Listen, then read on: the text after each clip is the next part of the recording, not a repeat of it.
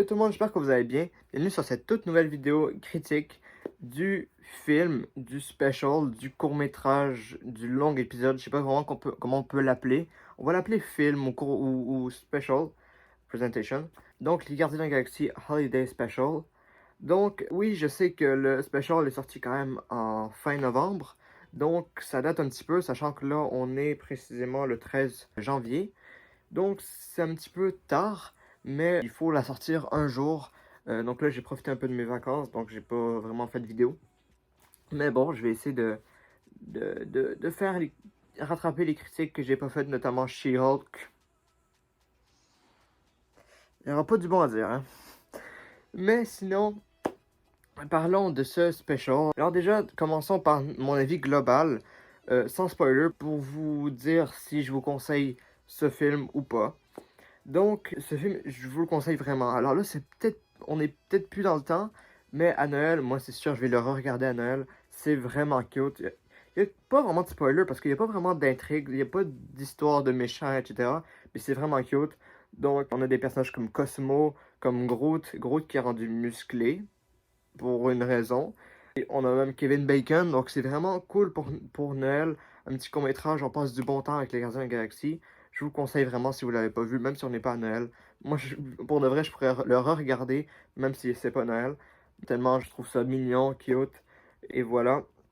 Donc c'est un peu sur l'après Endgame. Donc il y a Star-Lord qui est un peu triste que Gamora soit décédée ou partie, parce que dans Endgame, on voit que la Gamora de 2014, donc du passé, est revenue dans notre univers. C'est pour ça que dans le trailer des Gardiens de la Galaxie Volume 3, ben, il y a Gamora. En tout cas, c'est un petit peu compliqué, mais là, on va juste parler des Gardiens de la Galaxie. C'est cute, c'est du super-héros, donc il y a un petit peu des combats. Mais voilà, je vous conseille vraiment ce special si vous voulez passer du bon temps, même avec votre famille, même si vous n'aimez pas forcément le Marvel, ça peut être quand même cool. À partir de maintenant, on va passer à la partie spoiler. Donc, si vous voulez pas vous faire spoiler, n'hésitez pas à quitter la vidéo et revenir juste après l'avoir vu sur Disney+. Donc voilà. Donc comme je vous l'ai dit, c'est magnifique pour Noël, c'est trop mignon. Il y a un truc, c'est peut-être un petit peu long, la chanson au début, sauf que moi je l'aime beaucoup. Et voilà, donc je dirais pas que c'est un défaut.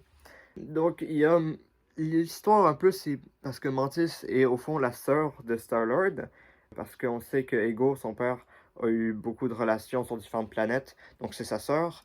Et d'ailleurs, ça veut dire que Star-Lord a beaucoup de sœurs ou de frères, mais bon. Donc Mantis est la sœur de Star-Lord, ça c'est vraiment trop ça cute, surtout le moment à la fin, quand elle lui dit, c'était vraiment beau. Et elle essaie de lui faire un bon Noël parce que c'est sa sœur, mais elle veut pas lui dire pour pas que qu'à chaque fois qu'il la voit, ça lui fait penser à son père. Donc moi j'ai beaucoup aimé ce côté-là.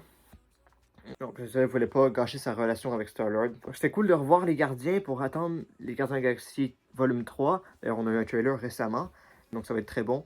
Ben je pense que ça va être très bon, je peux pas voir dans le futur. Mais voilà, c'est vraiment cool de les voir pour une petite aventure. Avec Mantis en personnage principal, Drax en personnage secondaire comme le personnage un peu drôle. Donc ça fait quand même bizarre de voir Drax au début dans les Gardiens de la Galaxie volume 1, il était quand même drôle, mais au début, quand on le voyait, il était quand même sérieux puis il avait envie de tuer Gamora pour de vrai. Mais là, il est rendu vraiment 100% drôle. Moi, j'aime bien Drax, donc moi, ça me plaît.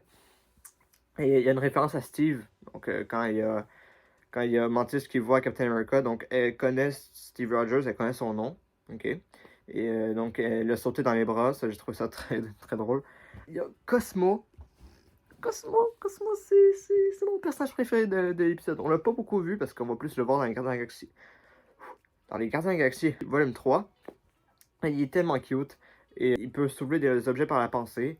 Je l'ai connu Cosmo dans un jeu vidéo Marvel, mais voilà, j'ai bien hâte de le voir dans les Gardiens de la Galaxie volume 3.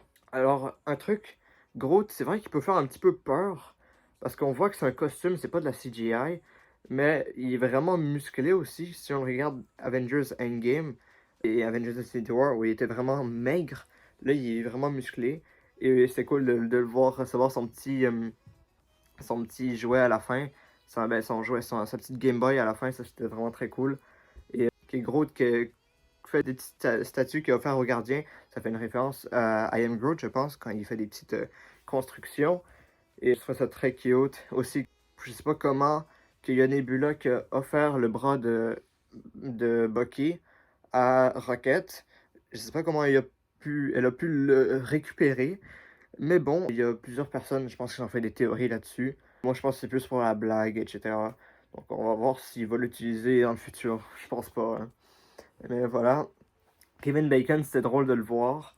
Je le connais pas, j'allais dire personnellement, bien sûr, je le connais pas dans la vraie vie. Mais je le connais pas, je l'ai pas vraiment vu dans des films. Peut-être que j'ai vu dans des films, mais j'ai oublié. Mais c'est quand même cool de voir la référence. Parce qu'il y a Star-Lord qui est fan de Kevin Bacon. Et Star-Lord, vu qu'il est parti de la Terre quand il était jeune, il pense que Kevin Bacon est vraiment un héros et pas un acteur. Donc, Star-Lord qui voulait essayer de défendre Kevin Bacon en disant qu'il faut pas kidnapper des gens, comme a fait Mantis et Drax. Mais bon, et ça, je trouvais ça très drôle. J'ai aussi beaucoup aimé la scène de début et la scène de fin où il y a Kraglin, Star-Lord et Yondu, donc l'acteur qui joue Yondu qui est revenu et qui ouvrent les cadeaux, mais en fait Yondu a gâché son Noël, mais à la fin il lui offre un cadeau, donc il lui offre les guns qu'il a, et puis il y a Star-Lord qui lui offre quelque chose. Donc ça c'est vraiment cute à la fin, j'ai beaucoup aimé, c'était vraiment beau. Il y a peut-être une petite larme qui coule. Non, moi c'est trop dur de me faire pleurer pendant des films.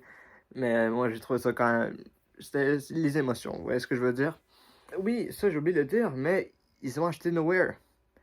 Comment ils ont acheté Nowhere? Par quel moyen? Comment? Tout simplement, je ne sais pas. C'est peut-être un petit peu rapide, genre dire, ah, ils ont acheté Nowhere, c'est terminé. Mais j'aime beaucoup le principe. J'aime beaucoup le fait qu'ils ont acheté Nowhere. Comme ça, ils ont une base, vraiment. Plutôt que d'habiter dans leur vaisseau, ils ont une base. Donc, ça, je trouve ça quand même cool. Et bien sûr, dans la scène post-générique, à la fin, comme on voulait, il y a Groot qui s'est déguisé en sapin de Noël. Et on le voit. Bon, le sapin a un petit peu, c'est un petit peu défait, mais c'est vraiment cool de le voir dans la scène post-générique. D'ailleurs, pour le calendrier de l'Avent que j'ai reçu pour attendre, genre chaque jour on a une petite construction, c'est celui-là. Donc c'est le calendrier des Gardiens de la Galaxie Holiday Special. Donc je le trouve vraiment très nice et j'ai beaucoup aimé ouvrir ma case à tous les jours. Et voilà.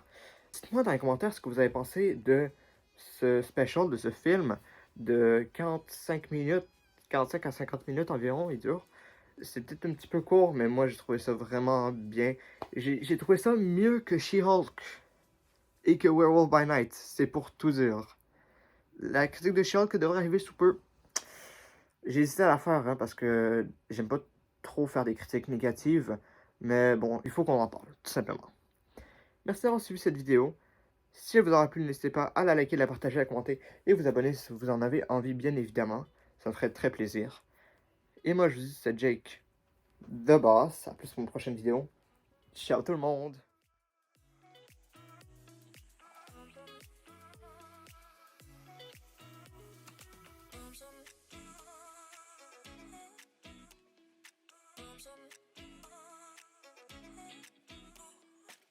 Something